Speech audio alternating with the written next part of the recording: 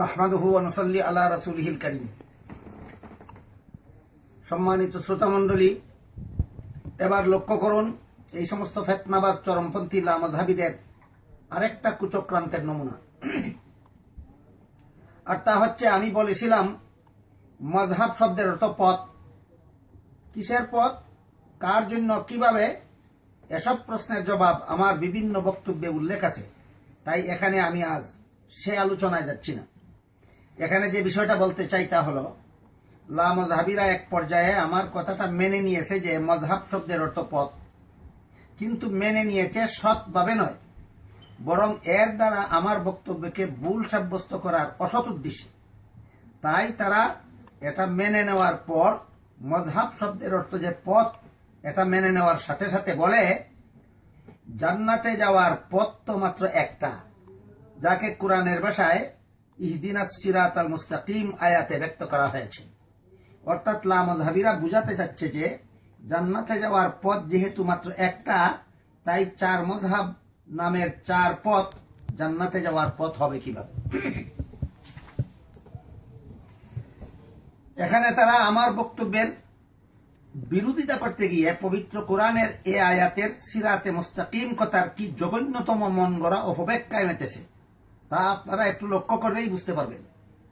পূর্বের আলোচনায় উল্লেখিত সূরা নিসা এর 59 নম্বর আয়াতের মর্ম যেভাবে ব্যাখ্যা বা তফসির ছাড়া শুধু অনুবাদের দ্বারা বোঝার মতো নয়, তেমনি ভাবে সূরা ফাতিহার 5 নম্বর আয়াত ইহদিনাস সিরাতাল মুস্তাকিম এর মর্ম তফসির ছাড়া শুধু অনুবাদের দ্বারা বোঝার মতো নয়। কারণ এর অনুবাদ হচ্ছে আমাদেরকে সুজা পথ দেখান, কিন্তু এখানে সুজা পথ বলতে কোন পথ, এর কোনো বিবরণ নেই।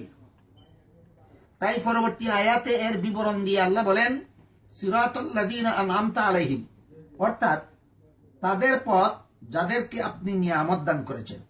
আর যাদেরকে আল্লাহ নিয়ামত দান করেছেন তাদের বিবরণ দিয়ে অন্য আয়াতে বলেন ফাউলাইকা মা'আল্লাযিনা আন'আমাল্লাহু আলাইহিম মিনান নাবিয়্যিনা ওয়াস সিদ্দীকিনা ওয়াস শুহাদাই ওয়াস সালিহিন। এখানে চার দল মানুষকে আল্লাহর নিয়ামত দান করেছেন বলে উল্লেখ করেছেন, যথা নবীগণ, সিদ্দিকগণ, শহীদগণ ও সালেহগণ। সুতরাং লামাযহাবীদের উল্লেখিত আয়াত ইহদিনাস সিরাতাল মুস্তাকিম এর তফসির দাঁড়ালো উক্ত চার দল মানুষের প্রতি হচ্ছে জান্নাতে যাওয়ার সুদাপথ। এবারে প্রসঙ্গে প্রথম কথা হচ্ছে, লামাযহাবীদের হটকারিতামূলক দাবি হচ্ছে শুধু কোরআন হাদিস ছাড়া কোনো মানুষের অনুসরণ জান্নাতের পথ নয়, যে কারণে চার মযহাবের চার ইমামের অনুসরণ জান্নাতের পথ নয়। তাহলে এবার জিজ্ঞেস যে তাদেরই উল্লিখিত আয়াতে যে আল্লাহ নবীগণ ছাড়াও আরো তিন দল মানুষের পথকে জান্নাতের পথ সাব্যস্ত করে দিলেন, কাজেই আমার বিরুদ্ধে যে আয়াতটা তারা উল্লেখ করলো সেটা আমার বিরুদ্ধে গেল না নিজেদেরই বিরুদ্ধে গেল? কারণ বাকি তিন দলের পথ ও জান্নাতের পথ হয়ে থাকলে সেগুলির অনুসরণ করা যাবে না কেন? আর তারা জান্নাতের পথের প্রতীক হওয়ার কারণে যদি তাদের অনুসরণ ও জান্নাতের পথ হয়ে থাকে, তাহলে চার মযহাবের চার ইমামত তাদেরই অন্তর্ভুক্ত, কাজেই তাদের অনুসরণ জান্নাতের পথ হবে না কেন? দ্বিতীয় কথা হলো, এ আয়াতে আল্লাহ যে চার দল মানুষের পথকে জান্নাতের পথ সাব্যস্ত করে দিয়েছেন, তাদের প্রথম দল হলেন নবীগণ। এ সমস্ত নবীগণের প্রথম নবী ছিলেন হযরত আদম আলাইহিস সালাম। তার প্রতি আল্লাহর নির্দেশ এই ছিল যে তিনি যেন প্রতি আগের বৎসরের ছেলের কাছে পরের বৎসরের মেয়েকে এবং পরের বৎসরের ছেলের কাছে আগের বৎসরের মেয়েকে বিয়ে দেন। অর্থাৎ তার আপন ছেলেদের কাছে আপন মেয়েদেরকে বিয়ে দেওয়ার বিধান ছিল, এবং এটাই ছিল তার জন্য সিরাতে মুস্তাকিম বা জান্নাতে যাওয়ার পথ।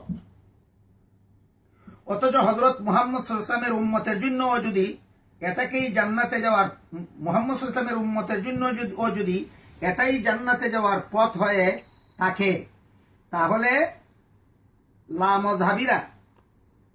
এসব লামাযহাবীরা নিজেদের আপন বোনকে বিয়ে না করে অন্য নারীকে বিয়ে করতে যায় কেন? আর নিজেদের মেয়েকে আপন ছেলের কাছে বিয়ে না দিয়ে অন্য লোকের ছেলের কাছে বিয়ে দেয় কেন?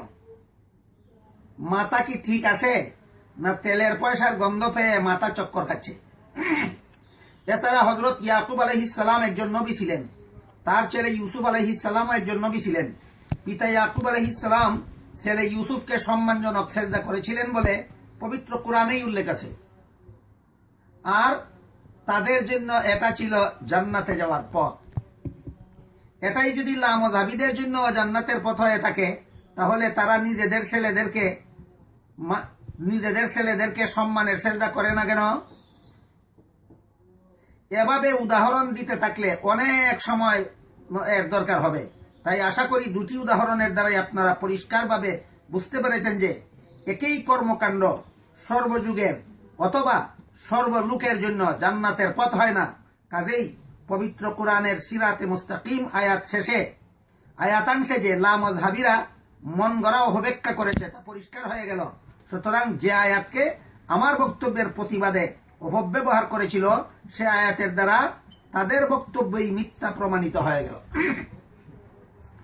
এখানে তাদেরকে রাসূলের সেই হাদিস স্মরণ করিয়ে দিতে চাই, রাসূলের সেই সব হাদিস স্মরণ করিয়ে দিতে চাই যেগুলির মর্ম হল, যারা কোরআনের মন গড়া ব্যাখ্যা করবে তারা যেন জাহান্নামে ঠাঁই করে নেয়। হ্যাঁ, একটা ব্যাপার এমন আছে যে ব্যাপারে সর্বযুগের সর্বলোকের জন্য জান্নাতে যাওয়ার একটা মাত্র পথ ছাড়া আর কোনো পথ নেই। সেটা কি তা এখন বলবো না। লামজাহাবিরা আগে এ সমস্ত ফিতনাবাজি আর চাপাবাজি থেকে তওবা করে ছেড়ে দিয়ে সিরাতে মুস্তাকিমের পথে আসুক। তখনও যদি বুঝে না আসে জান্নাতে যাওয়ার একটা মাত্র পথ কোনটা, তখন আমরা তাদেরকে শিক্ষা দেওয়ার জন্য বলবো, এর আগে বলবো না। এর আগে একটু অপেক্ষা করে দেখা যাক হক বাতিলের লড়াই কত দূর পর্যন্ত যায়। কুল জা আল হাক্কু ওয়া যাহাকাল বাতিল ইন্নাল বাতিলা কানা যাহুকা।